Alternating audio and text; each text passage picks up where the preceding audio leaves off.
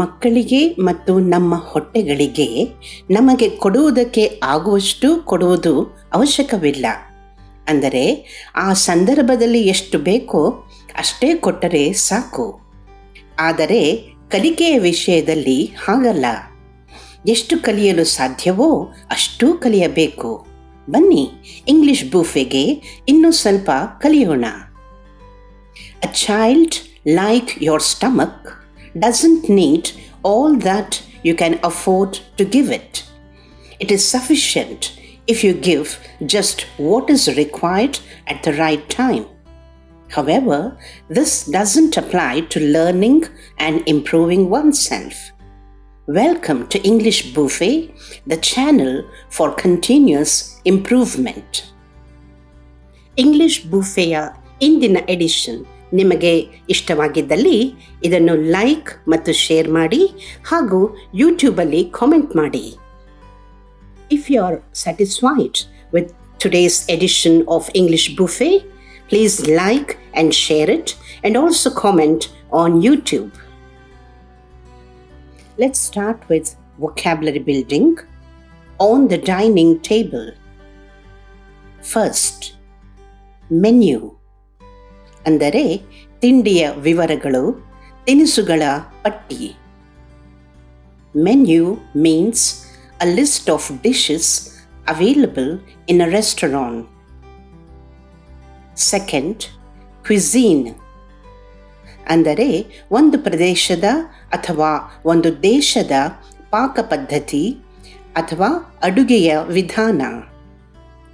Cuisine means a style of cooking that is typical of a country or region.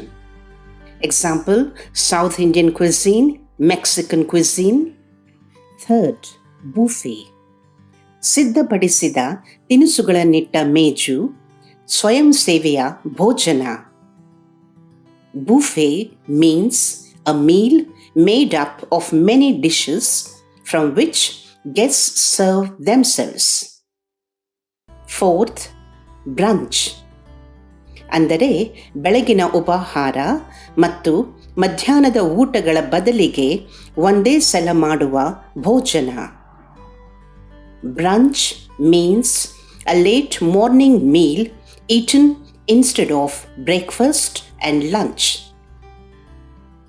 Luncheon ಅಂದರೆ lunch. ಮಧ್ಯಾಹ್ನದ ಊಟಕ್ಕೆ ಇದು ಶಿಷ್ಟ ಪದ. Luncheon is a formal word for lunch. Fifth, high tea. ಅಂದರೆ ಸಂಜೆ 4ರಿಂದ 6 ಗಂಟೆಯ ಒಳಗೆ ನಡೆಯುವ ಸಣ್ಣ ಸಮಾರಂಭ. ಸಾಮಾನ್ಯವಾಗಿ ಟೀ, ಕಾಫಿ ಅಥವಾ ಸಿಹಿ ಪಾನೀಯಗಳೊಂದಿಗೆ ಅಲ್ಪಾಹಾರವನ್ನು ಸೇವಿಸುವುದು. High tea. It's a meal eaten in the late afternoon or early evening, usually consisting of snacks, sweets, and beverages like tea, coffee, or soft drinks. Sixth, à la carte. ಅಂದರೆ ಹೋಟೆಲಿನಲ್ಲಿ ನಮಗೆ ಬೇಕಾದ್ದನ್ನು ಆರಿಸಿ ತರಿಸಿ ತಿನ್ನುವ ಪದ್ಧತಿ.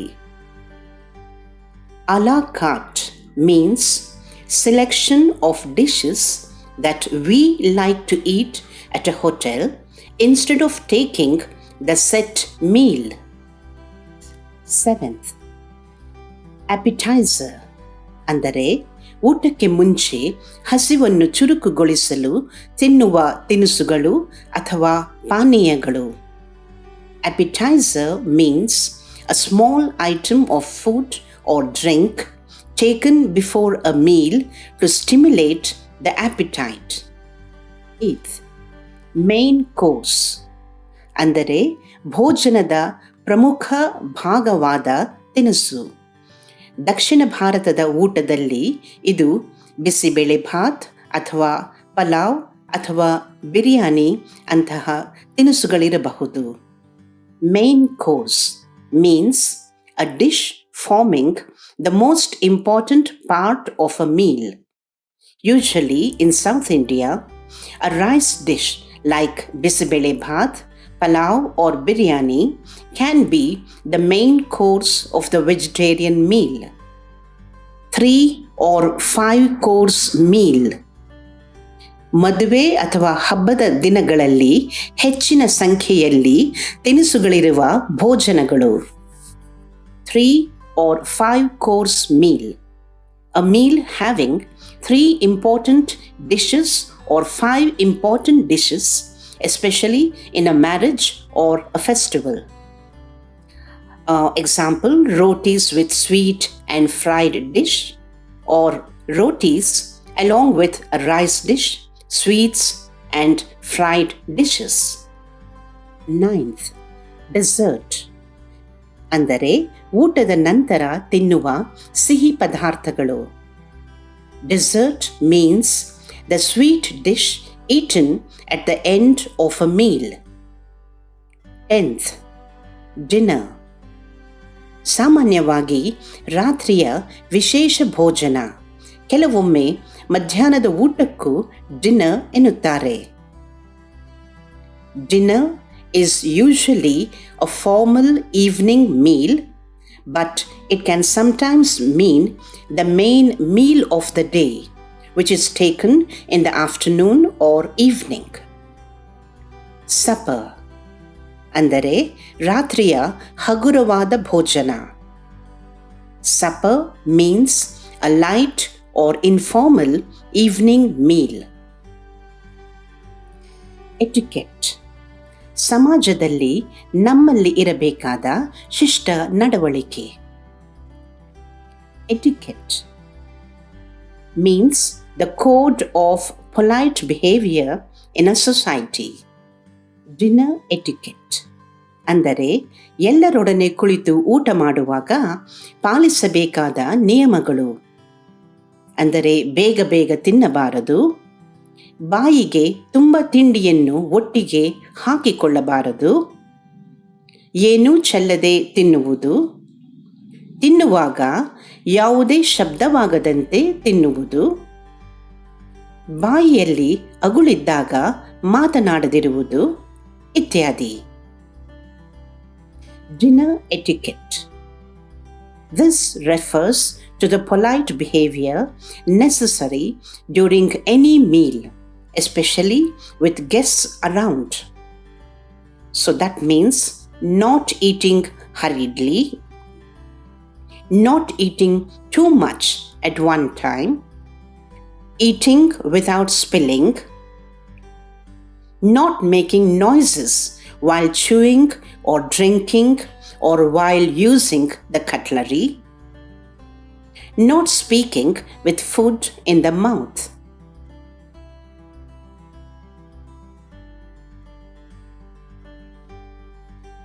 ನೆನಪಿನ ಸಲಹೆಗಳು.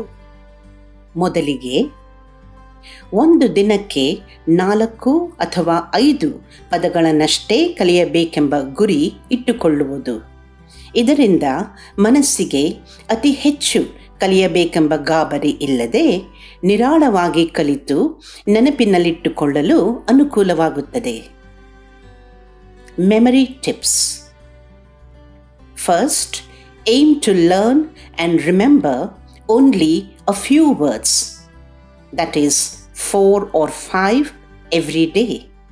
This takes the pressure off the mind and enables it to remember better. 2. ಪದಗಳ ಸುತ್ತ ಕಥೆಗಳನ್ನು ಅಥವಾ ಅವುಗಳಿಗೆ ಸಂಬಂಧಿಸಿದ ವಿಷಯಗಳನ್ನು ಜೋಡಿಸಿ ಕಲಿಯುವುದು ಆ ಪದಗಳನ್ನು ಚೆನ್ನಾಗಿ ನೆನಪಿನಲ್ಲಿಡಲು ಸಹಾಯವಾಗುತ್ತದೆ. ಉದಾಹರಣೆಗೆ, ಹೋಟೆಲ್ಲಿಗೆ ಹೋದಾಗ ಅಲ್ಲಿ ಮಾಣಿ ತಿನಿಸುಗಳ ಹೆಸರುಗಳನ್ನು ಎಷ್ಟು ವೇಗವಾಗಿ ಹೇಳಿದ. ಆ ಹೆಸರುಗಳೆಲ್ಲ ಅರ್ಥವಾದುವ? ಆ ತಿಂಡಿಗಳ ಹೆಸರುಗಳನ್ನು ನೀವು ಅಷ್ಟೇ ಚುರುಕಾಗಿ ಹೇಳಬಲ್ಲಿರಾ? Second, build associations or stories around each word. For example, for menu, when you went to a hotel, how did the waiter inform you about the food there? Could you catch all the names that he mentioned? Can you pronounce so many names of dishes so fast? ಮೂರನೆಯದಾಗಿ, ಪದಗಳನ್ನು ಮತ್ತೆ ಮತ್ತೆ ಹೇಳಿಕೊಳ್ಳಿ ಹಾಗೂ ಕಲಿಯಲೇಬೇಕಾದ ಪದಗಳನ್ನು ಪ್ರತಿದಿನ ನೋಡಲು ಅನುಕೂಲವಾಗುವಂತೆ ಒಂದು ಹಾಳೆಯ ಮೇಲೆ ನಿಮ್ಮ ಮಲಗುವ ಅಥವಾ ಓದುವ ಕೋಣೆಯ ಗೋಡೆಯ ಮೇಲೆ ಅಥವಾ ಕನ್ನಡಿಯ ಪಕ್ಕದಲ್ಲಿ ಅಥವಾ ನಿಮ್ಮ ಕೋಣೆಯ ಬಾಗಿಲ ಹಿಂದೆ ಅಂಟಿಸಿ. ದಿನಕ್ಕೆ 4 ಅಥವಾ 5 ಬಾರಿ ಈ ಪಟ್ಟಿಯನ್ನು ನೋಡಿ ಎಲ್ಲವೂ ಚೆನ್ನಾಗಿ ನೆನಪಿರುತ್ತದೆ. Repeat and revisit. Write down the words you need to remember on a sheet of paper and stick it on a place where you can see it many times a day. So it could be beside the mirror in the bedroom, or your desk, or behind the door of your room or cupboard. ಮಾತಿನ ಸಲಹೆ. ಮಾತನಾಡುವಾಗ ಎದುರಿಗಿರುವ ವ್ಯಕ್ತಿಗೆ ಅರ್ಥವಾಗುವಂತೆ ಸರಿಯಾದ ವೇಗದಲ್ಲಿ ಮಾತನಾಡಿ. ಅತಿ ವೇಗವಾಗಿ ಮಾತನಾಡಿದರೆ ಭಯ ವ್ಯಕ್ತಪಡಿಸುತ್ತದೆ, ಕೆಲವೊಮ್ಮೆ ಉತ್ಸಾಹವನ್ನು ತೋರಿಸುತ್ತದೆ. ಅತಿ ನಿಧಾನವಾಗಿ ಮಾತನಾಡಿದರೆ ಅಳುಕು ಅಥವಾ ಭಯ ಅಥವಾ ಮಾತನಾಡಲು ಇಷ್ಟವಿಲ್ಲವೆಂದು ತೋರಿಸುತ್ತದೆ. ಮಾತನಾಡುವಾಗ ಅಲ್ಲಲ್ಲಿ ಮಾತನ್ನು ನಿಲ್ಲಿಸಿ ಎದುರಿಗಿರುವವರಿಗೆ ಮಾತನಾಡಲು ಅವಕಾಶವನ್ನು ಕೊಟ್ಟರೆ ಆ ಮಾತುಕತೆಯಲ್ಲಿ ಎಲ್ಲರಿಗೂ ತೃಪ್ತಿ ಸಿಗುತ್ತದೆ. Speaking tip. Keep the phase of your talk suitable to the other person's understanding. Do not speak very fast, because this might reveal nervousness, though sometimes it can express excitement. Do not speak very slowly, because this might show hesitation or fear or unwillingness to speak. Once in a while, pause in order to give the other person a chance to speak, so that there is good interaction and both speakers are satisfied by the conversation. ಬರೆಯುವ ಸಲಹೆ. 1 ಅಥವಾ 2 ವಾಕ್ಯಗಳಲ್ಲಿ ಒಂದು ಸನ್ನಿವೇಶ ಅಥವಾ ತೊಂದರೆಯ ಬಗ್ಗೆ ಬರೆಯಿರಿ. ನಂತರ ಅದರ ಪರಿಹಾರವೇನಿತ್ತು ಎಂಬುದನ್ನು 4 ಅಥವಾ 5 ತರಹ ಬರೆಯಿರಿ. ಇದು ಕಲ್ಪನಾ ಶಕ್ತಿಯನ್ನು ಬೆಳೆಸುವ ಚಟುವಟಿಕೆಯಾಗಿದೆ. Writing tip. Write down 1 or 2 sentences that talk about a situation or problem, and then write different endings in 3 or 4 sentences to it. This improves imagination. Example: Rakesh lost his homework book while going to school. He did not notice it till he reached the school. The continuation can be: first, he noticed it before the prayer. Immediately, he asked Shyam to give his homework book and copied the answer in another book. Or second, when the teacher asked for it, Rakesh searched in his bag but could not get it. As punishment, Rakesh had to write the answer 30 times that day. Or third, as they were getting ready for prayer, Rakesh noticed it. He immediately informed the teacher and ran back home fast. On the way, he saw his book lying near the bush where he had stopped to tie his shoelace. He picked up the book and went to school to show his teacher. Fourth, the continuation can be: Rakesh was very tense thinking about the punishment he would get. He went to the staff room before prayer, told his teacher about the problem, and promised to get the homework the next day. The teacher agreed. Or there can be different endings. Other situations can be: There are many birds living on a tree. The corporation plans to cut it down and build a school there. Or it can be, a boy and a girl are traveling on a train. The girl loses all her belongings in the train crash. ವ್ಯಾಕರಣ ಸಲಹೆ. Do ಮತ್ತು does ಇವುಗಳ ಪ್ರಯೋಗ. Do ಈ ಕ್ರಿಯಾಪದವನ್ನು ಉತ್ತಮ ಪುರುಷ ಏಕವಚನ, ಉತ್ತಮ ಪುರುಷ ಬಹುವಚನ, ದ್ವಿತೀಯ ಪುರುಷ ಏಕವಚನ ಮತ್ತು ಬಹುವಚನ ಮತ್ತು ಪ್ರಥಮ ಪುರುಷ ಬಹುವಚನದಲ್ಲಿ ಉಪಯೋಗಿಸಬೇಕು. ಡಸ್ ಈ ಕ್ರಿಯಾಪದವನ್ನು ಪ್ರಥಮ ಪುರುಷ ಏಕವಚನದೊಡನೆ ಉಪಯೋಗಿಸಬೇಕು. Grammar tip. Use of do and does. Do is used with the first person singular, that is I, first person plural, that is we, second person singular and plural, that is you, and third person plural, that is they. Does is used with a third person singular, that is he, she, it. Example, I do not like to sit idle.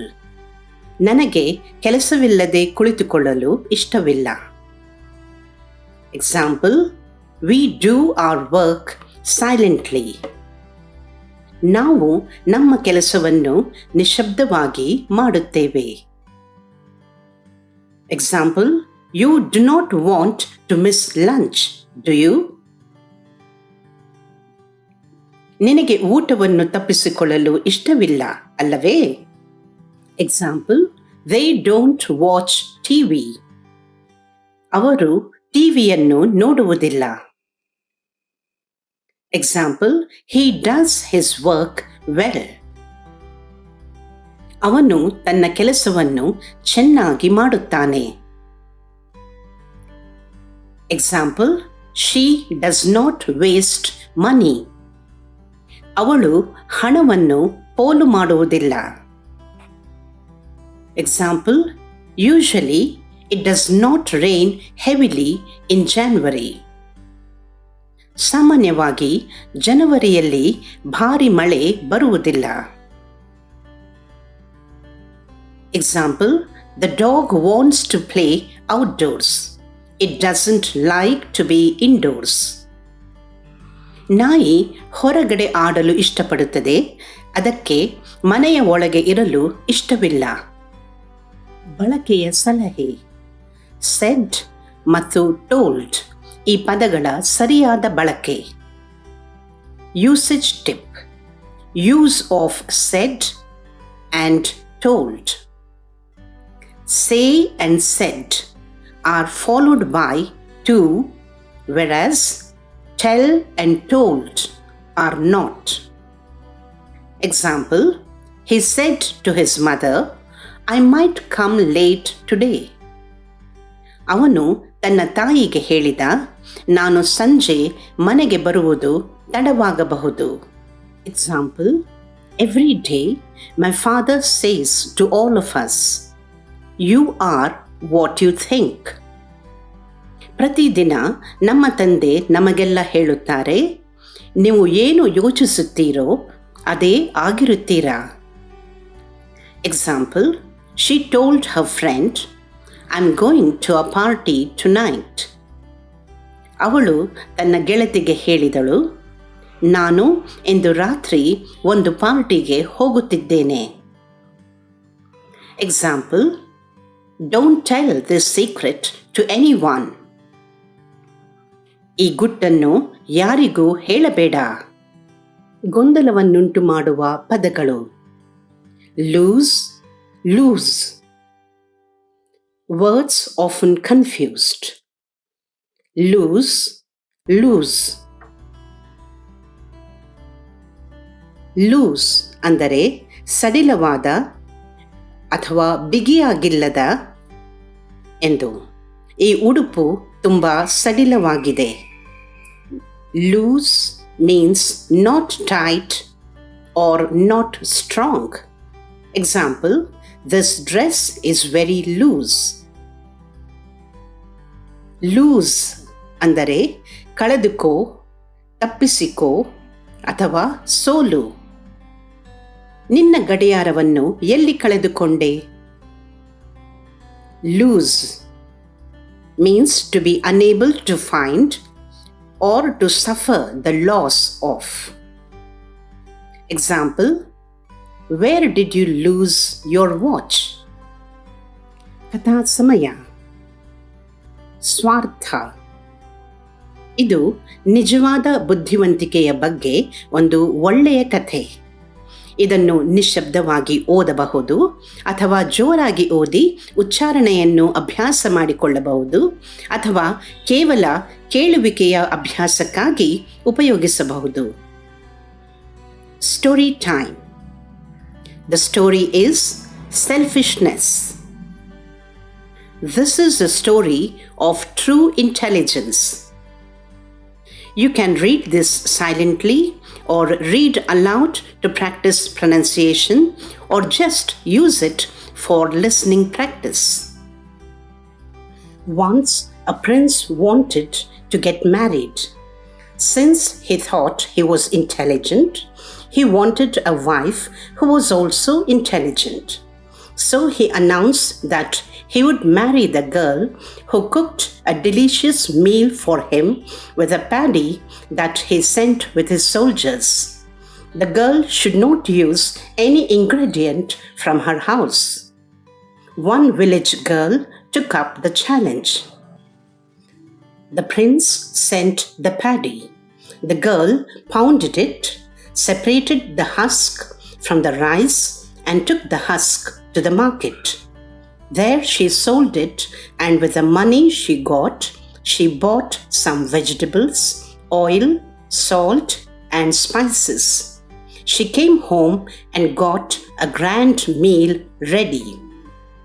The prince arrived with his friend on a horse.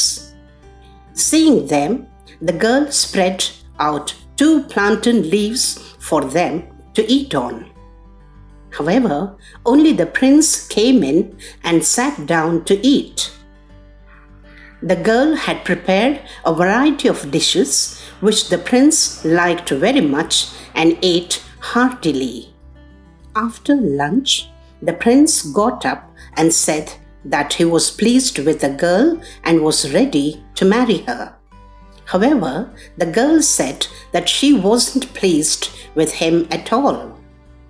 The prince was puzzled. How could an ordinary person refuse to marry a prince? He asked for the reason. The girl said, "You are a prince, and very soon you will become a king. It's a king's duty to look after everyone as his children, but you aren't fit to become a king." The prince was shocked. The girl continued, "You brought your friend along with you on the horse, but didn't invite him for lunch. You're ready to go back on a horse that brought you here and is very tired. Did you give it anything to eat? No, you're selfish. How can you become a king when you cannot think of anyone but yourself?" The prince was ashamed of himself.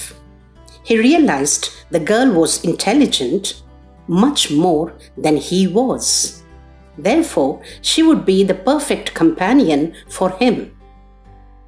He apologized for being very selfish. He promised her that he would always think of others' comfort before he thought of himself. The girl was happy at this and agreed to marry him.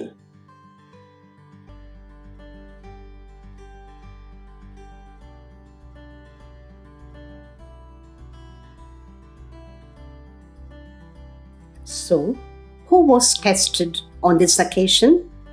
The girl or the prince? Both. The girl passed the test easily since she was intelligent as well as selfless. whereas the prince failed the test because he was selfish. No one on this earth can afford to be selfish because whatever we eat and enjoy has been given to us by someone.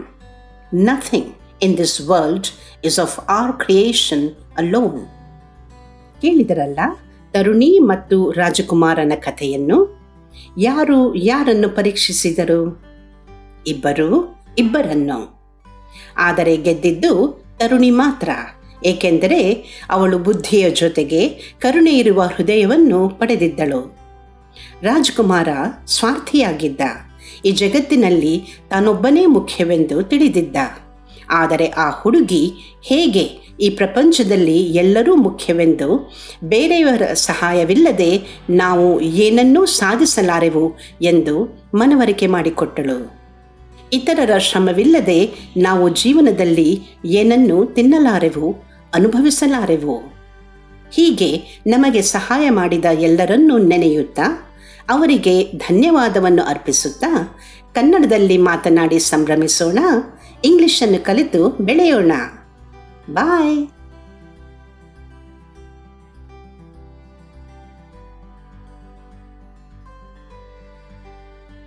ಊಟವಾದ ಮೇಲೆ ಆಟ. English ಬೂಫೆಯಲ್ಲಿ ಬಂದ ವಿವಿಧ ಭಾಗಗಳಿಗೆ ಸಂಬಂಧಪಟ್ಟ ಹಾಗೆ ಕೆಲವು ಆಟಗಳು, ಚಟುವಟಿಕೆಗಳನ್ನು ನೋಡೋಣ. ಈ ಆಟಗಳನ್ನು ಕೇವಲ ಇಬ್ಬರ ಮಧ್ಯೆ ಆಡಬಹುದು ಅಥವಾ 10 ಅಥವಾ 40 ಜನರ ಗುಂಪುಗಳ ಮಧ್ಯೆಯೂ ಆಡಬಹುದು. ಇವು ಇಂಗ್ಲಿಷ್ ಕಲಿಕೆಯಲ್ಲಿ ಆಸಕ್ತಿ ಬರುವಂತೆ ಮಾಡುತ್ತವೆ. ಅಲ್ಲದೆ ಅಲ್ಲಿ ಕಲಿತದ್ದನ್ನು ನಿಜ ಜೀವನದಲ್ಲಿ ಉಪಯೋಗಿಸುವ ಬಗ್ಗೆ ಕೂಡ ತಿಳಿಸುತ್ತವೆ. ಶಿಕ್ಷಕರು ಬೇರೆ ಶಿಕ್ಷಕರೊಡನೆ ಆಡಬಹುದು ಅಥವಾ ತಮ್ಮ ವಿದ್ಯಾರ್ಥಿಗಳನ್ನೇ ತರಗತಿಯಲ್ಲಿ ಆಡಬಹುದು. ಇವುಗಳಿಗೆ ಕೇವಲ 10ರಿಂದ 15 ನಿಮಿಷಗಳು ಸಾಕು. ಸ್ನೇಹಿತರು ಪ್ರಯಾಣ ಮಾಡುವಾಗ ಅಥವಾ ಬಸ್ಗಾಗಿ ಅಥವಾ ಶಿಕ್ಷಕರಿಗಾಗಿ ಕಾಯುವಾಗ ಆಡಬಹುದು. ಪೋಷಕರು ಕೂಡ ತಮ್ಮ ಮಕ್ಕಳೊಂದಿಗೆ ಅಥವಾ ಅಜ್ಜ ಅಜ್ಜಿಯರು ತಮ್ಮ ಮೊಮ್ಮಕ್ಕಳ ಜೊತೆ ಈ ಆಟಗಳನ್ನು ಆಡಬಹುದು.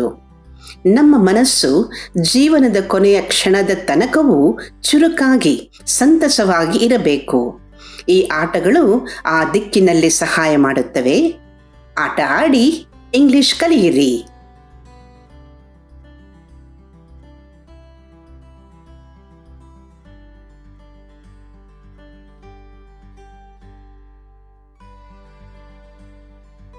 ಮೊದಲಿಗೆ ಅಂತ್ಯಾಕ್ಷರಿ. ಇದು ಹಾಡುಗಳ ಆಟದಂತೆ, ಆದರೆ ಇಲ್ಲಿ ಪದಗಳನ್ನು ಹೇಳುತ್ತೇವೆ. ಜನರ ಅಥವಾ ಸ್ಥಳಗಳ ಹೆಸರುಗಳನ್ನು ಮತ್ತು ಸಂಕ್ಷಿಪ್ತ ಪದಗಳನ್ನು ಉಪಯೋಗಿಸುವಂತಿಲ್ಲ. 3 ಅಥವಾ ಅದಕ್ಕೂ ಹೆಚ್ಚು ಅಕ್ಷರಗಳಿರುವ ಪದಗಳನ್ನು ಉಪಯೋಗಿಸಬೇಕು. ಅತಿ ಸಣ್ಣ ಮಕ್ಕಳ ಜೊತೆ ಆಡುವಾಗ 2 ಅಕ್ಷರದ ಪದಗಳನ್ನು ಬಳಸಬಹುದು. ಒಬ್ಬರು ಒಂದು ಪದವನ್ನು ಹೇಳುತ್ತಾರೆ, ಮತ್ತೊಬ್ಬರು ಆ ಪದದ ಕೊನೆಯ ಅಕ್ಷರವನ್ನು ಊಹಿಸಿ ಅದರಿಂದ ಶುರುವಾಗುವ ಬೇರೊಂದು ಪದವನ್ನು ಹೇಳಬೇಕು. ಆಂಗ್ಲ ಭಾಷೆಯಲ್ಲಿ ಕೆಲವು ಬಾರಿ ಪದಗಳು ಕೊನೆಯ ಅಕ್ಷರವನ್ನು ಉಚ್ಚಾರ ಮಾಡುವಂತಿಲ್ಲ. ಅಂತಹ ಪದಗಳನ್ನು ಬಳಸಿದರೆ ಗೆಲ್ಲುವ ಸಾಧ್ಯತೆ ಹೆಚ್ಚು. ಈ ಆಟ ಪದಗಳ ಕಾಗುಣಿತ ಮತ್ತು ಉಚ್ಚಾರಣೆಗೆ ಗಮನ ಕೊಡುವಂತೆ ಮಾಡುತ್ತದೆ. ಟಿಕ್ ಟ್ಯಾಕ್ ಟೋ. ಇದು ಪದಗಳ ಅಥವಾ ವ್ಯಾಕರಣದ ಅಭ್ಯಾಸಕ್ಕೆ ಒಳ್ಳೆಯ ಆಟ. ಪದಗಳನ್ನು ಅಥವಾ ನಾಮಪದ, ಕ್ರಿಯಾಪದ, ಉಪಸರ್ಗಗಳನ್ನು ಬರೆಯಬೇಕು. ಚಿತ್ರದಲ್ಲಿ ತೋರಿಸಿರುವಂತೆ ಬರೆಯಬೇಕು. ಮೊದಲನೆಯ ಆಟಗಾರ ಒಂದು ಪದವನ್ನು ಆರಿಸಿ ಅದನ್ನು ವ್ಯಾಕರಣಬದ್ಧವಾಗಿ ವಾಕ್ಯದಲ್ಲಿ ಉಪಯೋಗಿಸಬೇಕು. ಅದು ಸರಿಯಾದಲ್ಲಿ ಆ ಪದದ ಮೇಲೆ ಎಕ್ಸ್ ಎಂದು ಬರೆಯಬೇಕು. ಎರಡನೆಯ ಆಟಗಾರ ಮತ್ತೊಂದು ಪದವನ್ನು ಆರಿಸಿಕೊಂಡು ವಾಕ್ಯವನ್ನು ರಚಿಸುತ್ತಾನೆ. ಅದು ಸರಿಯಾದಲ್ಲಿ ಆ ಪದದ ಮೇಲೆ 0 ಎಂದು ಬರೆಯುತ್ತಾನೆ. ಹೀಗೆ ಯಾವ ಆಟಗಾರ ಸಾಲಾಗಿ ಅಥವಾ ಅಡ್ಡವಾಗಿ 3 ಪದಗಳನ್ನು ಉಪಯೋಗಿಸುತ್ತಾನೋ ಅವನು ಗೆಲ್ಲುತ್ತಾನೆ. ಮಧ್ಯದ ಚೌಕದಿಂದ ಪ್ರಾರಂಭಿಸುವವರಿಗೆ ಗೆಲ್ಲುವ ಸಾಧ್ಯತೆ ಹೆಚ್ಚಿರುತ್ತದೆ. ಮೂರನೆಯದು ನೆನಪಿನ ಆಟ. 10 ಅಥವಾ 20 ಪದಗಳನ್ನು ಒಂದು ಹಾಳೆಯಲ್ಲಿ ಬರೆಯಿರಿ. ಆಟಗಾರರು ಆ ಪದಗಳನ್ನು 10 ಅಥವಾ 20 ಕ್ಷಣಗಳು ನೋಡಿ ನೆನಪಿನಲ್ಲಿಟ್ಟುಕೊಳ್ಳುತ್ತಾರೆ. ನಂತರ ಆ ಹಾಳೆಯನ್ನು ತೆಗೆದಿಡಿ ಅಥವಾ ತಿರುಗಿಸಿ ಇಡಿ. ಆಟಗಾರರು ತಮ್ಮ ಹಾಳೆಗಳಲ್ಲಿ ಆ ಪದಗಳನ್ನು ಬರೆಯುತ್ತಾರೆ. ಅದೇ ಕ್ರಮದಲ್ಲಿ ಬರೆದಿದ್ದರೆ ಒಂದು ಹೆಚ್ಚುವರಿ ಅಂಕವನ್ನು ಕೊಡಬಹುದು. ಈ ಆಟ ಎಲ್ಲವನ್ನೂ ಗಮನಿಸುವ ಶಕ್ತಿಯನ್ನು ಬೆಳೆಸುತ್ತದೆ. ಒಂದು ಪಾಠವನ್ನು ಕಲಿತ ನಂತರ ಅದರಲ್ಲಿ ಬರುವ ಪದಗಳನ್ನು ನೆನಪಿನಲ್ಲಿಡಲು ಈ ಆಟ ಸಹಾಯಕಾರಿ. 4ನೆಯದು ಮಾತನಾಡುವ ಆಟ. ಯಾರಾದರೂ ಏಕೆ ಹೀಗೆ ಮಾಡುವರು ಎಂಬ ಪ್ರಶ್ನೆಯೊಂದಿಗೆ ವಿವಿಧ ಸನ್ನಿವೇಶಗಳನ್ನು ಕೊಡಿ. ಆ ಸನ್ನಿವೇಶಗಳು ಹೀಗೆ ಇರಬಹುದು: ತಮ್ಮ ಬಟ್ಟೆಗಳನ್ನು ತರಾತುರಿಯಿಂದ ಎಲ್ಲರ ಎದುರು ಬಿಚ್ಚುವರು, ರಸ್ತೆಯಲ್ಲಿ ಅತಿ ವೇಗವಾಗಿ ಓಡುವರು, ಯಾವಾಗಲೂ ತುಂಬ ಮಾತನಾಡುವರು, ಯಾರೊಡನೆಯೂ ಮಾತನಾಡದೇ ಇರುವರು, ಕಪ್ಪು ಕನ್ನಡಕವನ್ನು ಯಾವಾಗಲೂ ಹಾಕಿಕೊಳ್ಳುವರು. ಇದರಲ್ಲಿ ಎಲ್ಲರಿಗಿಂತ ಹೆಚ್ಚು ವಿವರಣೆಗಳನ್ನು ಅಂದರೆ ಕಾರಣಗಳನ್ನು ಕೊಡುವವರು ವಿಜೇತರಾಗುತ್ತಾರೆ. ಉದಾಹರಣೆಗೆ, ಎಲ್ಲರ ಎದುರು ತರಾತುರಿಯಿಂದ ಬಟ್ಟೆಗಳನ್ನು ಏಕೆ ಬಿಚ್ಚುವರು ಎಂಬ ಪ್ರಶ್ನೆಗೆ ಉತ್ತರಗಳು ಹೀಗಿರಬಹುದು: 1. ಇರುವೆಗಳು ಬಟ್ಟೆಗಳ ಒಳಗೆ ಹೋಗಿರಬಹುದು. 2. ಸ್ನೇಹಿತನ ಜೊತೆ ಸವಾಲನ್ನು ಮಾಡಿರಬಹುದು. 3. ಬಟ್ಟೆಗಳು ಸೀಮೆ ಎಣ್ಣೆಯಿಂದ ತೇವವಾಗಿ ಬೆಂಕಿ ಹತ್ತುತ್ತಿರಬಹುದು. 4. ಅವನು ಸರ್ಕಾರದ ವಿರುದ್ಧ ಅಂದರೆ ಅದರ ನೇಯ್ಗೆ ಕಾಯಿದೆಯ ವಿರುದ್ಧ ಪ್ರತಿಭಟಿಸುತ್ತಿರಬಹುದು. 5. ಅವನಿಗೆ ಜೀವನದಲ್ಲಿ ಜಿಗುಪ್ಸೆಯಾಗಿ ಮಾನಸಿಕ ಸಮತೋಲನ ಕಳೆದುಕೊಂಡಿರಬಹುದು. ಸಾಮಾನ್ಯವಾಗಿ ಇದೇ ಕಾರಣವನ್ನು ಎಲ್ಲರೂ ಕೊಡುತ್ತಾರೆ. 6ನೆಯದು ಅವನಿಗೆ ತನ್ನ ಸುಂದರವಾದ ಅಂಗಸೌಷ್ಠವ ತೋರಿಸಬೇಕಿತ್ತು. 7ನೆಯ ಕಾರಣ ಅವತ್ತು ಅತಿ ಸೆಖೆಯಾಗಿತ್ತು. ಈ ಆಟವನ್ನು ಆಗಾಗ ಆಡುತ್ತಿದ್ದರೆ ಇತರರನ್ನು ಸರಿಯಾಗಿ ಅರ್ಥ ಮಾಡಿಕೊಳ್ಳಲು ಸಹಾಯವಾಗುತ್ತದೆ. 5ನೆಯದು ಸ್ನೋಬಾಲಿಂಗ್. ಮೊದಲನೆಯ ಆಟಗಾರ ಒಂದು ವಾಕ್ಯವನ್ನು ಬರೆಯುತ್ತಾನೆ. 2ನೆಯ ಆಟಗಾರ ಆ ವಿಷಯವನ್ನು ಬಳಸಿ ಮತ್ತೊಂದು ವಾಕ್ಯವನ್ನು ಬರೆಯುತ್ತಾನೆ. ಹೀಗೆ ಎಲ್ಲರೂ ಕಥೆಯನ್ನು ಮುಗಿಸದೆ ಬೆಳೆಸುತ್ತಾ ಹೋಗುತ್ತಾರೆ. ಇದು ಕಲ್ಪನಾ ಶಕ್ತಿಯನ್ನು ಮತ್ತು ಕೂಡುಭಾವವನ್ನು ಬೆಳೆಸುತ್ತದೆ. 6ನೆಯದು 20 ಪ್ರಶ್ನೆಗಳು. ಮೊದಲ ಆಟಗಾರ ಒಂದು ವಸ್ತು ಅಥವಾ ವ್ಯಕ್ತಿಯನ್ನು ಮನಸ್ಸಿನಲ್ಲಿ ನಿರ್ಧಾರ ಮಾಡಿಕೊಳ್ಳುತ್ತಾನೆ. ಇತರರು ಹೌದು ಅಥವಾ ಇಲ್ಲ ಎಂಬ ಉತ್ತರವನ್ನು ಪಡೆಯುವ ಪ್ರಶ್ನೆಗಳನ್ನು ಕೇಳಿ ಆ ವಸ್ತು ಅಥವಾ ವ್ಯಕ್ತಿಯನ್ನು ಊಹಿಸುತ್ತಾರೆ. ನಿಗದಿತ ಸಮಯದಲ್ಲಿ ಆಡಿದರೆ ಇದು ಚುರುಕಾಗಿ ನಡೆಯುತ್ತದೆ. ಈ ಆಟ ಪ್ರಶ್ನೆಗಳನ್ನು ಮಾಡಲು ಕಲಿಸುತ್ತದೆ. 7 ಪ್ರಶ್ನೆಗಳು. ಮೊದಲ ಆಟಗಾರ ಒಂದು ವಸ್ತುವನ್ನು ತೋರಿಸುತ್ತಾನೆ. ಇತರರು ಅದರ ಬಗ್ಗೆ ಪ್ರಶ್ನೆಗಳನ್ನು ಕೇಳುತ್ತಾರೆ. ಈ ಪ್ರಶ್ನೆಗಳಿಗೆ ಉತ್ತರದ ಅಗತ್ಯವಿಲ್ಲ, ಆದರೆ ಪ್ರಶ್ನೆಗಳು ವ್ಯಾಕರಣಬದ್ಧವಾಗಿದ್ದು ಸಮರ್ಪಕವಾಗಿರಬೇಕು. ಯಾರು ಅತಿ ಹೆಚ್ಚು ಪ್ರಶ್ನೆಗಳನ್ನು ಕೇಳುತ್ತಾರೋ ಅವರೇ ವಿಜೇತರು. ಉದಾಹರಣೆಗೆ, ಮೊದಲ ಆಟಗಾರ ಒಂದು ಟೇಬಲಿನ ಕಡೆಗೆ ತೋರಿಸುತ್ತಾನೆ. ಇತರರು ಪ್ರಶ್ನೆಗಳನ್ನು ಕೇಳುತ್ತಾರೆ. ಇದು ಏನು? ಇದು ಯಾವುದರಿಂದ ಮಾಡಲ್ಪಟ್ಟಿದೆ? ನೀನು ಏಕೆ ಈ ಟೇಬಲನ್ನೇ ಆರಿಸಿಕೊಂಡೆ? ಇದು ನಿನ್ನ ಓದಿಗೆ ಸಹಕಾರಿಯಾಗಿದೆಯಾ? ಹೀಗೆ ಇದು ಕಲ್ಪನಾ ಶಕ್ತಿಯನ್ನು ಬೆಳೆಸುವುದರ ಜೊತೆಗೆ ಪ್ರಶ್ನಿಸುವುದನ್ನು ಕಲಿಸುತ್ತದೆ. ಕಥಾ ಸಮಯ. ಜನಪ್ರಿಯ ಕಥೆಗಳಿಗೆ ಸಂಬಂಧಪಟ್ಟ ಹಾಗೆ ಕೆಲವು ಪದಗಳನ್ನು ಕಾಗದದ ತುಂಡುಗಳಲ್ಲಿ ಬರೆಯಿರಿ. ಮೊದಲ ಆಟಗಾರ ಒಂದು ತುಂಡನ್ನು ತೆಗೆದುಕೊಂಡು ಅದರಲ್ಲಿ ಬರೆದಿರುವ ಪದವನ್ನು ಜೋರಾಗಿ ಓದಿ ಅದಕ್ಕೆ ಸಂಬಂಧಪಟ್ಟ ಹಾಗೆ ಒಂದು ಕಥೆಯನ್ನು ಹೇಳಬೇಕು.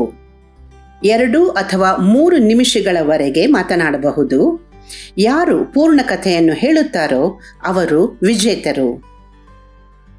ಪದಗಳು ಕಾಗೆ, ಮೊಲ, ಆಮೆ ಅಥವಾ ಬೇರೆ ಯಾವುದಾದರೂ ಪದಗಳು ಇರಬಹುದು.